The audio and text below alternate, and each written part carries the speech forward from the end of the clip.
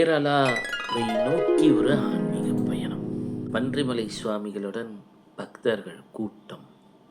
செல்லும் வழியிலே ஒரு ஏரி.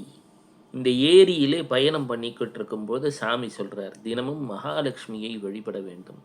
அந்த அம்மா கருணை இருந்தாதான் வாழ்க்கையில செல்வம் சேரும். சாம்பசிவம் எனும் செல்வந்தர் கையிலே ஒரு தோசைக்கல் மோதிரம் அணிந்திருப்பார். உடனே சொல்கிறார், பணத்தை சேர்க்கிற வழியை மக்களுக்கு சொல்கிறீர்களே சாமி, இதெல்லாம் மாயை.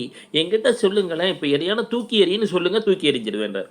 கூட இருக்கக்கூடிய அவரோட நண்பர் சொல்கிறார், ஆமாங்க, என் நண்பன் சொன்னா கரெக்டு தாங்க. எப்போவுமே அப்படி கூட ஒரு நண்பன் இருக்கவே இருப்பான். சாமி சொன்னார், சரிப்பா, அப்படியா, உன் கையிலே இந்த தோசைக்கல் மோதிரம் இருக்கிறது, இது மாயைன்னு இல்லை, உன் நண்பர்கிட்ட கொடுத்து தூக்கி போட சொல்லுன்னு. ஆமாம், தூக்கி போட்டுரு. வேற வழி இல்லை, எடுத்து ஏரியில் அவர் தூக்கி போட்டு விட்டார். தூக்கி போட்டதுக்கப்புறம் தான் சாம்பசிவத்துக்கு வீட்டில் இருக்கும் அவரது மனைவியின் நினைவு வந்தது. ஐயா, அது என் மாமனார் தந்த மோதிரங்க ஐயா. அப்படியா, சரி சரி, வா சாமியை கும்பிட போகலாம். திருப்பையாறு ராமர் கோயில் கூட்டம் அப்படியே ஆர்ப்பரிக்குது. அங்கிருந்து ஒரு பொங்கலை எல்லாருக்கும் அப்படி வேக வேகமாக தராங்க. சாம்பசிவம் தன் தவறை உணர்கிறார். அப்படி பொங்கலை திறக்கிறார். உள்ள இருந்து டபக்குன்னு மோதிரம் வெளியில வருது. முருகா அப்படின்னு நன்றி சொல்றார்.